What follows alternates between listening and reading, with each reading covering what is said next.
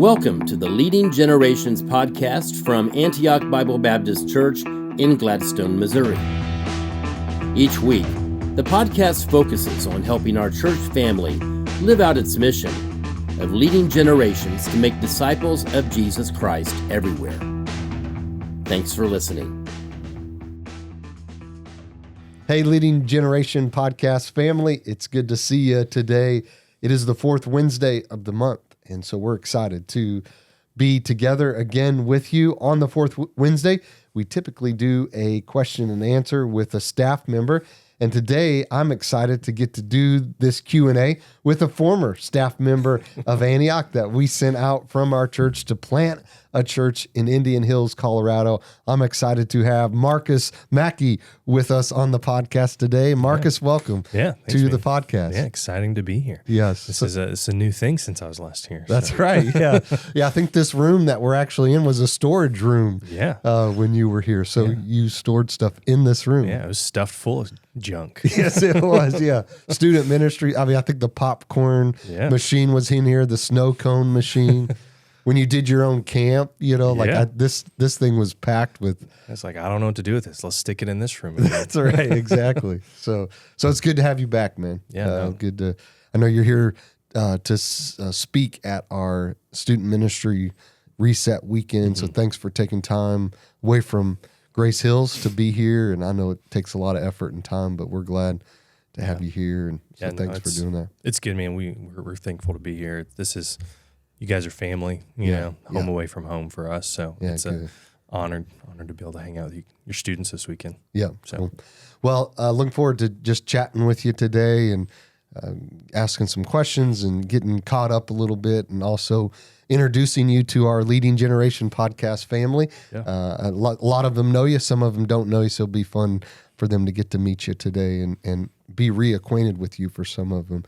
So we always begin our Q&A time with a little quick hitters. All right. Sure. So I've got a few for you. I'm going to change them up a little bit of what I typically ask the staff members, but we'll do generally the same ones. Yeah. So coffee or tea? You know, I think it depends. Are we talking hot or cold? Right. So we're talking cold drinks, sweet tea, 100%. Sure. Okay. Hot drinks, coffee. All right. Yeah. So you're a coffee in the morning kind of guy? Yeah.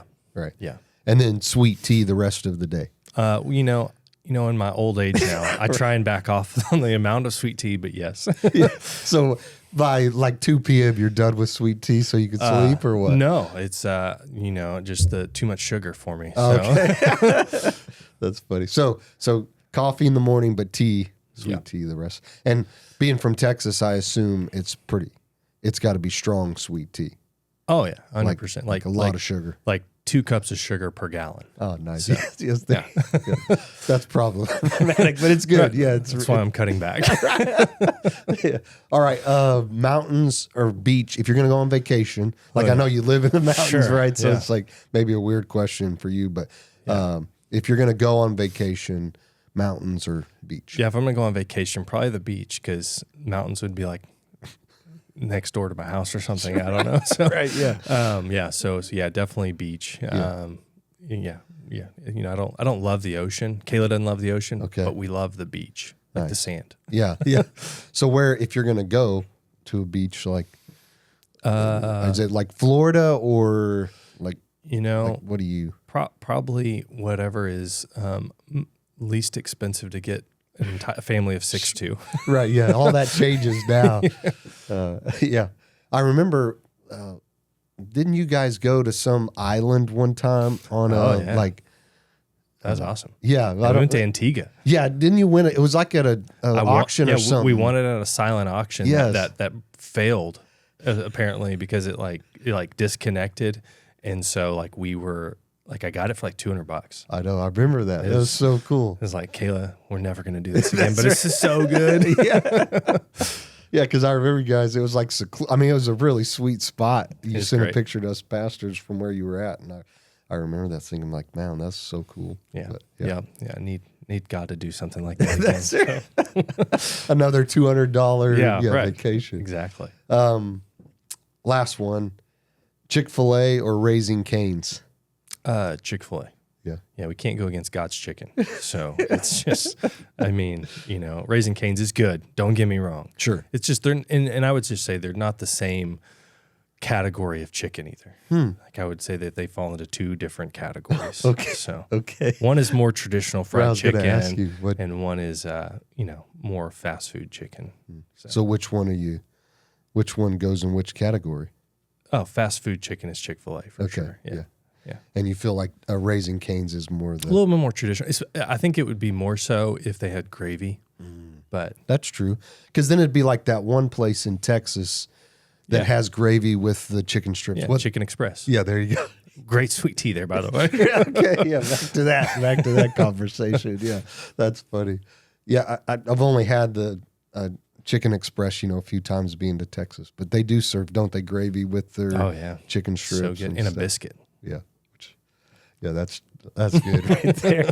All right, the podcast is over today. This is we're all ready for lunch now. Right? So. Yeah, we're doing a little road trip to get some chicken.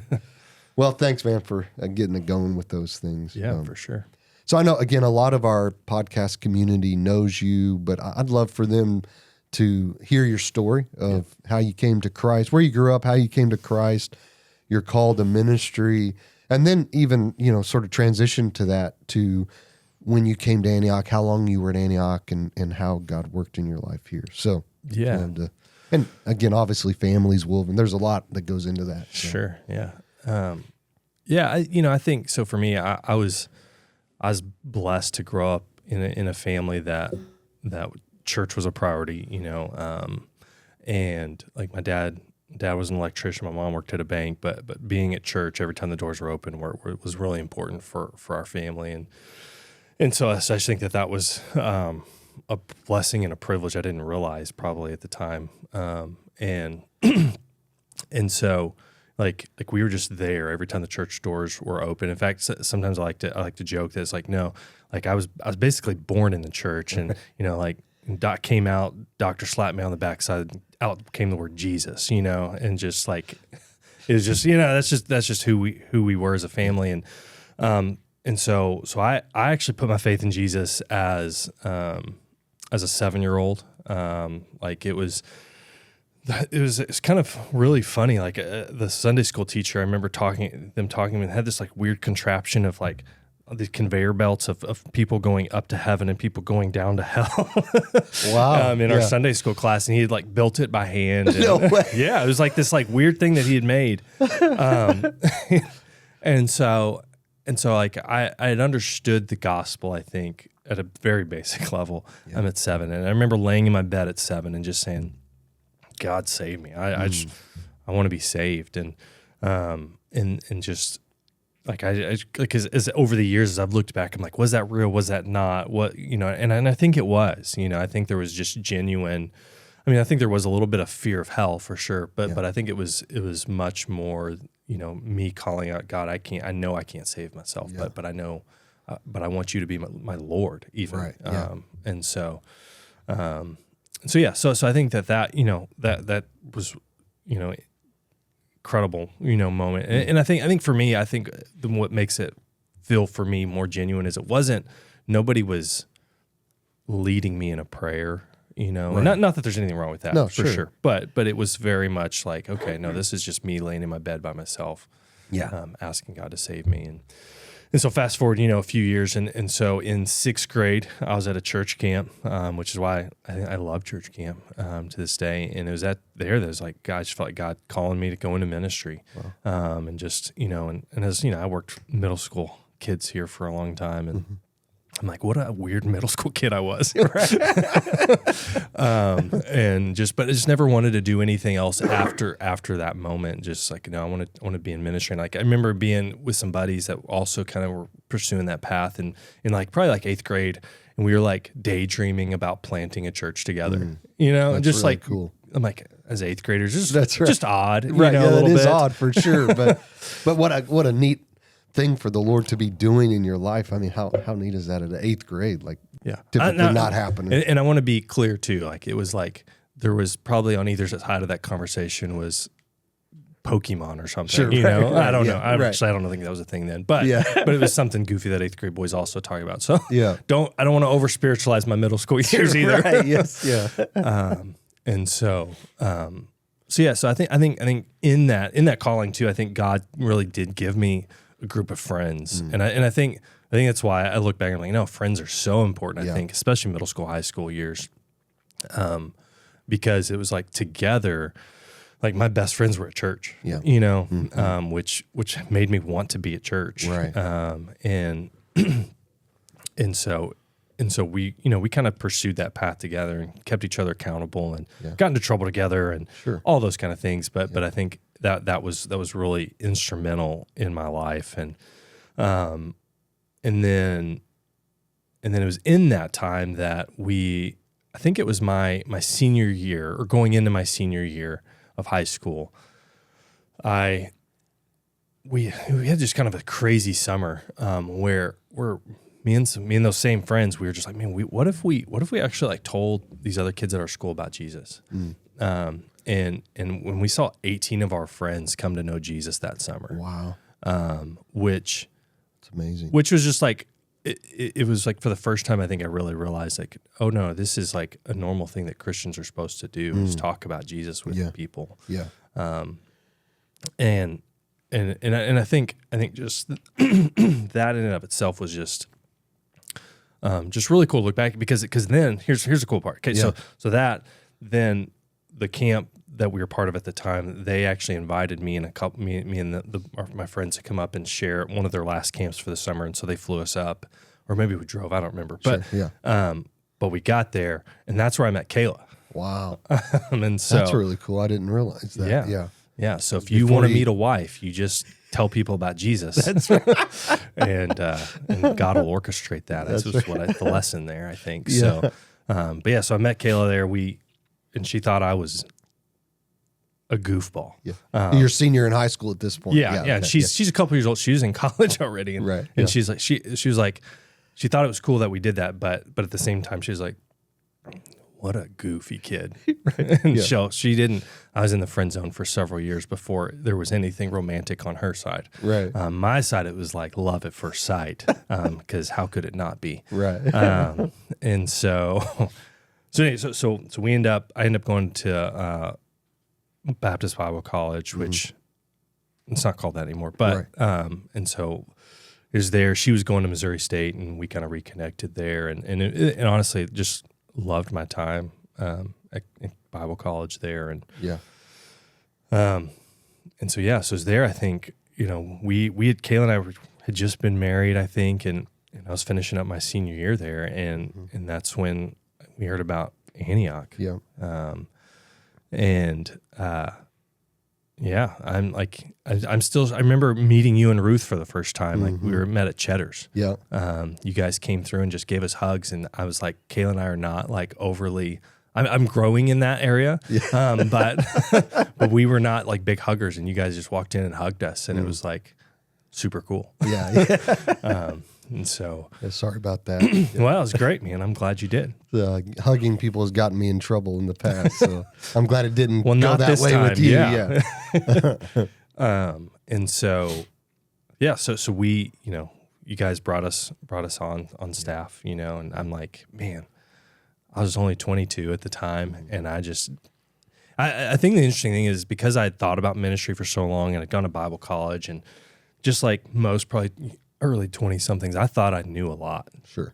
And I think part of the reason God had me here for so long was because He needed me to watch you and Bob and Todd be pastors, so I could learn how to be a pastor and not just a ministry leader. Sure. Like I think in my head there was like all this ideals of, oh no, like ministry is just about preaching and speaking, and it's about kind of this like I think the surface level that most people see that we do. Yeah. And it was, I think, behind closed doors, or not closed, but just behind the curtain, I guess. Where I got to watch you guys love your wives, watch you guys, raise your kids and pastor a people that God had entrusted to you. Yeah.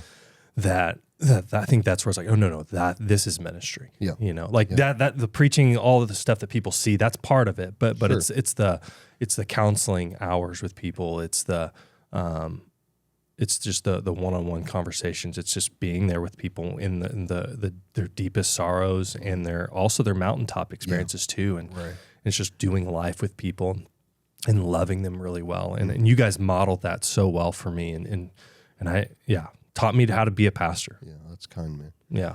I mean, that's obviously learned from Bob and Todd. I followed their example, and we're just following the example that they set for us as well.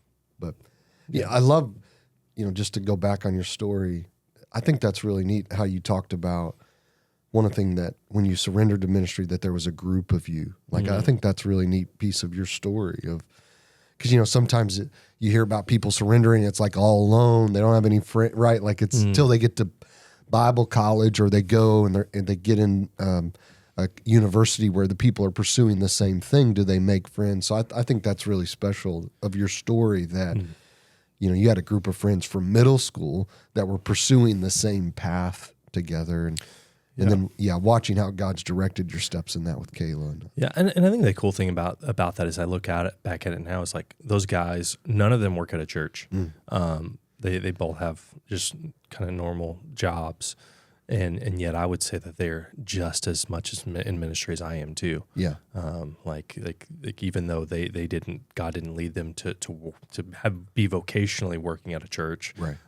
Their heart for the Lord. They're leading their families well. They're trying to reach their neighbors. They're doing some cool stuff still in ministry. Yeah, that's really cool. Again, even though different paths, and not full-time ministry, vocational ministry for all of them, but there's still that heart there that was back in middle school ministry. Again, which is, like you said, why you're passionate about camp, why we should be passionate about camp, student ministry, because God's raising up the next generation of whether vocational ministers or people that are just going to go do their jobs really well, love their neighbors, point people to Jesus. Like it matters because we're developing that in those early years.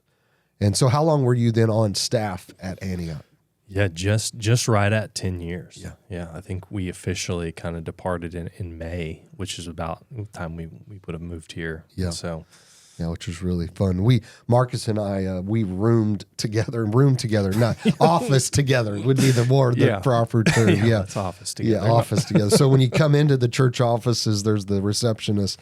Marcus and I were up above that. Well, let's just call it the upper room. The upper room. It was very spiritual things happening up there. Yeah, a lot of spiritual things. We got a lot of work done up there, man, in 10 years. But those were fun days, like for sure. Going through life together, ministry together, just chatting. And it was a lot of good memories. Well, it's like the reason student ministry went so well is because you kept me from doing really dumb things and talked me out of them. So that's not true. We talked together, worked through it. Yeah. All of life. And so it's been neat. Even, I go back up to the upper room and think about how God's directed your steps, even to think about your family, with your adoptions and things. I remember when God began to put that on you and Kayla's heart, and you took that step of faith. And so it's just been neat to watch God work in your life from the upper room, to where we are today, for sure. Yeah. So you were at Antioch for 10 years as the student pastor, and then begin to felt God leading you to plant a church. And so walk us a little bit through that and how you ended up in Indian Hills, Colorado at Grace Hills Church. I think one of the biggest blessings that I don't know that all guys on staff at a church always get is with you and Bob both. I think just was always like, hey, if God's calling you somewhere, let us know. We want to partner with you in that, pray with you in that. So I never felt like it was something I had to hide or like, I'm going to sneakily leave here or anything like that. But rather, it's like, hey, I feel this sense that God's calling me to something, and I just don't exactly know what that is yet. And just kind of being able to wrestle through that with you guys. And as we were praying, we were praying through that and trying to figure that out. I think we connected with Drew Tarwater, and Drew was like, hey, you should reach out to this guy who was, working with Converge at the time. And he was like, you should just see what's going on out here. And when I called him and he's like, well, there's this church plant opportunity, we have a church that closed during COVID. We have the building, the property, but there's no other church. But there's no church in this building. Yeah. In fact, there's no church in this community. Would you be interested in that? And I was like, no, because at that point, Kayla was like, I don't want a church plant. Yeah. Because you were looking. I mean, we were talking about looking at other. Going in, I remember there was a church, I think in Illinois, potentially Texas, maybe. Like, sure. We were looking at all kinds of opportunities. Yeah. Yeah.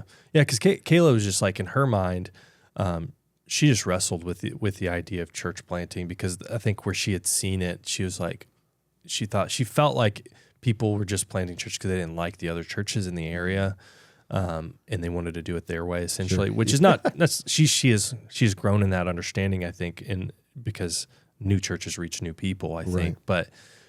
But that was just, she was like, that sounds really hard. I think was a bigger part of it. Yeah. And it is for sure. No doubt. Yeah. And so as I went back and told her though about it, I just appreciate her heart for me, I think, and for just wanting to follow whatever God has us to do. Yeah. Because I went back and said, hey, he didn't really have anything. This was sort of, he had this one thing and and I was like, but I told him no. And she's like, well, you should probably call him back, because I think this is probably something we should pray about. Wow. And she was like, which somebody who didn't want a church plant, somebody that, she was open to that, I think, which was super cool. And I was like, oh, okay. And so I called him, and he invited us out, and we came and saw it. And I think it's just sort of that first initial trip just out there, I think, where I'm sort of the mentality of, I can figure it out, make anything work. Yeah. That's just sort of how I think about stuff. But I think whenever God sort of gave her a piece about, hey, this is what I'm calling you to, and we saw the deep need of a church in that area. Yeah. It was just like, okay, this is what we're going to. And so we went through church planners assessment and all of those things, and it was. We moved out. I'm trying to remember. It was August. I think we officially got on site there like August of 2022, and that whole summer, you guys sent a couple of teams out to basically give us a nice place to land in, and so that was a huge blessing too. Those teams that came out, and that's right. I forgot about those. Yeah, fix up the house. Dennis and couple of crews like that went out there. Yeah. Anytime people come over to the house now, we still, this is what this team from Antioch did. And we should kind of point out all the stuff, and they're cool. Like, that's amazing. Yeah. And so that was a huge blessing, just to give us a space to live when we first got there and didn't know anybody. And so we got out there. We get out there in August, and then we officially launched in April of 23. Okay. So it's been a. So you're coming up on 3 years. Yeah. Of officially launching. Again, obviously there's back work that was happening there before, but yeah. So just like which is just crazy to think about. Already 3 years. Yep. I know down it the is. road, and so give us some with that. Like, what have you seen God do? I know, we got to stay on a time frame here, but sure. In a high level, what have you seen God do in 3 years? Yeah, I think one of the biggest things is there was such a need for the gospel and for a church community. One of the things about our community is that people move up to our community to get away from people in Denver, and then they get up there though, and they realize how lonely they are. And so there was such a need for a place for people to be able to connect with one another without having to drive down to Denver, I think. And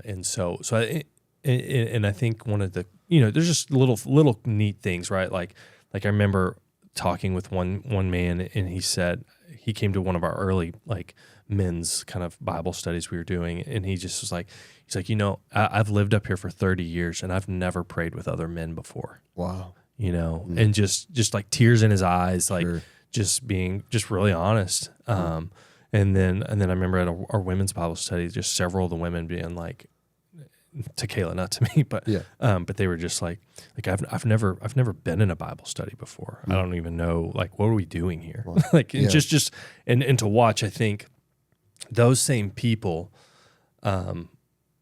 their faith just grow and blossom over the last 3 years. Like one of those women is one of our main primary teachers in kids ministry now. Wow. And she's excited every week when she gets to teach the lesson, because she's learning stuff as she's studying the lesson to teach to kids. Wow. And there's just things like that. Like a couple weeks ago, we did baptisms, and we baptized 2 high school boys, and they brought their entire hockey team to church. And so there's like 18 high school boys sitting on the first 2 rows of our church.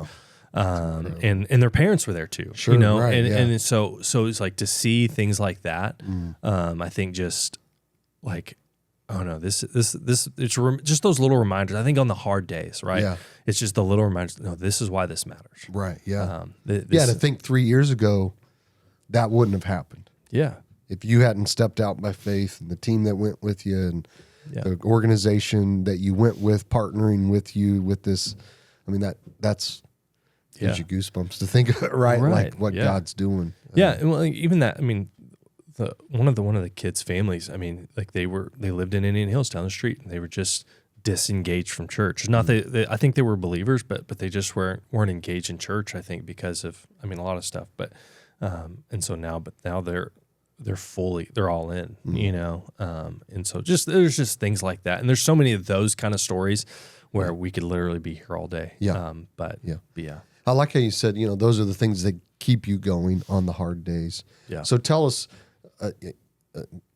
what is difficult about planning a church. Like, again, I know we could be here all day talking about that as well, but thinking about our church family that's watching this, and they're thinking about praying for you, praying for other church planners that we support.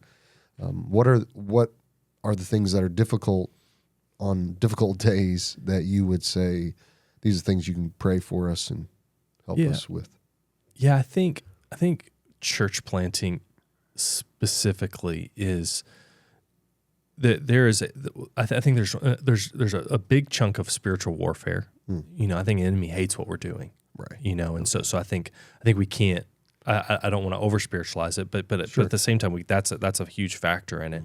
And so the enemy will use whatever he can to discourage the work, because he knows it matters. But at the same time, it's one of those things where everything, especially early on, everything falls on you. Like, you got to do it all. Like you got to make the graphics, you got to write the sermon. You got to put on the kids ministry. You got to organize all the stuff. You got to clean the church. And we cleaned the church up until about 6 months ago. Yeah. Kayla and I were over at the church every Saturday cleaning, which we don't mind doing. Right. But it's just another thing we have to do. And so I think the workload is and we don't have as bad, like a lot of church planners, it's much harder even, because they got to set up and tear down every week, and we're not even doing that. But I think there's just the weight of the work and trying to, as fast as you can, train up and equip other people to do stuff. Right. And it's like, and I think that's kind of the cool, neat part of church planning too, because it's like, okay, we're just going to thrust responsibility on people, and hope they swim. Right. In some ways, just like, 'cause if not, it's just not going to happen. Right. Because you don't have the capacity to do it. Unless somebody else steps up. Yeah. It's like, I think I told Dennis, I was like, man, I took for granted coming into student ministry and the chairs were set up. Right. Those kind of things. Yes. Right. It's just like, man, thank you. Thank you for all those years of setting up chairs in student ministry. Shout out to Dennis. Thank you, Dennis. Yeah.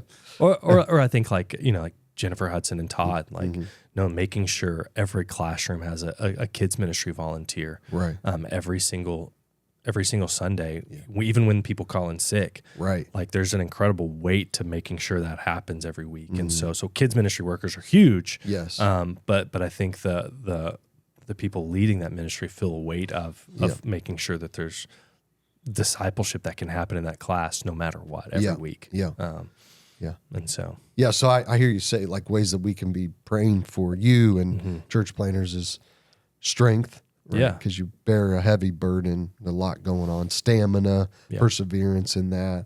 And then raising up that God will bring people to the church. Like even the story of the lady you shared who never done a woman's Bible study, and then begins to study God's word, and now she's a teacher. And like I said, I know you have other stories similar to that, but that God would raise up leaders. I think one neat thing, again, connected with our church, is that a group of people did go with you to Colorado, which is, I love that we had people in our church that were willing to step out in faith with you and go and help be a part of your leadership team. So just tell a little bit about the joy of that, right? Having people from our church who left the comfort of what they know to follow you and follow the vision of planting Grace Hills. Yeah, no, I think that is a game changer, I think, because I think when you move into a new area where you don't know anyone, all of a sudden I have built-in people that I can trust. Like I know where they're at in their faith. I understand like they're not trying to, make things go in a weird way, and so it's like I can trust them. And so that was huge. I think all of us were, fish out of water a little bit, just trying to find our way and figure out what's going on and how to do this, and making up as we went along. But I think we were doing it together, which was I think, which was so huge. And so I think that meant so much. And so I think if somebody's ever considered that, like they should do it, even if it's just like, hey, we're just going to go for a season. I think that just saying, hey, I'm willing to go and be a part of this for a season, I think it will, it'll change them, but I think it'll mean so much to the people they go with too. Yeah, you're right. And so, So importance of us sending, right? Not just I always tell our church, when we sent you, we sent our best kind of thing, but not just sending people off of staff, but even sending our own church members who are willing to transplant their jobs and what they do in order to help see the gospel go forward is encouraging for you. And I like that idea that you brought out, trust, right? Like there's, you're moving into a new community, meeting new people. So there's not a level of trust there when you bring people with you. There's a level of trust that, hey, we can work through this together and figure it out. And we know each other. We know where we come from, which is huge. So, thankful that we have a church that holds our people, our staff and our people with open hands and whatever the Lord would have for them. And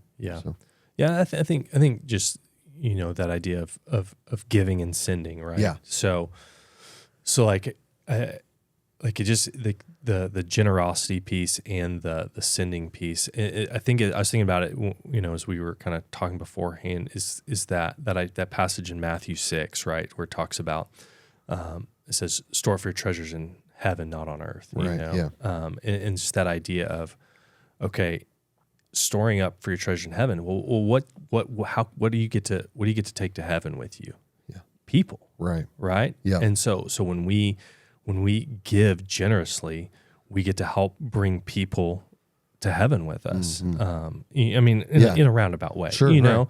And so there's no greater investment than that. Right. Yeah. Because it's eternal. Yeah. And it's just like, and so I think when we give and we live generous lives, it's that, okay, I'm storing up myself treasure in heaven because I'm bringing these people with me. I'm investing in, whether it's, a church plant in Colorado or it's on the mission field on the other side of the world.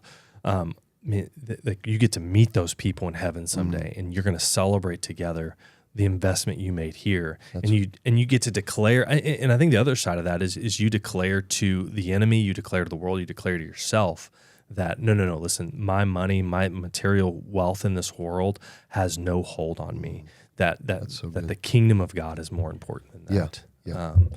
And so I think on that side, and then I think the other end of that Matthew 6 passage is seek first the kingdom of God and His righteousness, and all these things will be added unto you. And I was thinking about a few weeks ago, what are all the things that will be added to you? And I think it's the things that we try and find in this world, right? It's the peace, it's the security, it's the satisfaction, it's the approval. All of those things that we look to money for, that we look to the things of this world for, we actually find that in Christ. Mm-hmm. And when we are seeking first His kingdom, we actually get those things too. Yes. And so I think when we give and when we send, I think that's what we're doing. Yeah, that's great, man. And so, yeah, and I think even before that, what does it say? Where your treasure is, there your heart will be also, right? So if your heart is for, right, you're seeking Christ first, then your generosity is going to follow that direction. If you're seeking Christ and the eternal things, then, man, I can give to sending out a church planter, and then I can give of my life too, not just my money, but I can give of my life, because it's like I want to be involved in things that are going to last. And then I love that about the Lord, that he does give us back peace and joy and those things in our life, comfort, and that if we were seeking after those first, we're not going to get them. We'll always come up short, because they're only found in seeking Christ first. Yeah. So I mean, it's like when we're pursuing those things, it's like trying to hold sand, it just slides between your fingers, and yet in Christ, it's like, no, I have that in abundance, So we're talking obviously to, our Antioch family. There's other people that join in on the podcast, but and some day we'll have you back on a Sunday morning and have you preach and be able to talk to our church family face to face. But just to finish our time together, what would be a word of encouragement that you would want to give to our church family? Maybe a word of thanks, but also just a word of encouragement to our church family as we finish out our time together. Yeah, I think, man, I think thank you doesn't feel like enough. Sure. Like, to be honest. Yeah. Because I think, I don't know that we could have gone and be doing what we're doing without Antioch. Yeah. Like without knowing that, like the financial piece, absolutely. We're so thankful for that. Yeah. But I think the knowing that, no, we have not just, like, we have family here that's praying for us, that is that is genuinely, the random text messages we get, throughout the year, that's just like, hey, praying for you today, thought about you today. Those kind of things are just like I don't even know if people understand how life-giving those truly are. So I think whenever God is prompting people on that, man, that just a reminder for us. Yeah, it resonates because sometimes when I've gotten those, it's been on really hard days. Yeah, where it's just like, man, I don't know if I can keep going. Sure. And then I get that, and it's like, oh no, okay, God has me here. That's right. Yeah. And like it's there's this idea that I heard somewhere, but it's like, you were made for the day, and the day was made for you. And so sometimes I think that looks like just a text or a word of encouragement, right? It's like God's prompting you on this for a reason. Yeah. And so I guess thank you. Just in a very genuine. Yeah. Like, I just feel like it's not going to communicate enough, but but we hear your heart, man. But yeah. And I like the encouragement too of, man, when God puts something on our hearts, right? Like, drop you a text, drop Kayla a text, like, and even beyond you guys. Like, I think that's a good encouragement to our church of, be sensitive to the Holy Spirit in those moments. And because I remember when you first went to plant the church, I think it was Eric Hammond who set up, was it like every day of the week, I think, your first year? Yeah. A guy would text you just that they were praying for you. And so it's things like that, right? That I think. And the funny thing is, I didn't realize till after the fact that it was a coordinated effort. I just thought, oh, these guys are just being nice and texting me. That's funny. No, thanks to Eric. He'd organized it. Yeah. But again, just reaching out, encouraging. I think that's a good encouragement for our church to continue to do that. And I love it because what it does for us as a church family is it gets our eyes outside of us, right? Yeah. It's not just about us. And it's about living out our mission, which is leading generations to make disciples of Jesus Christ.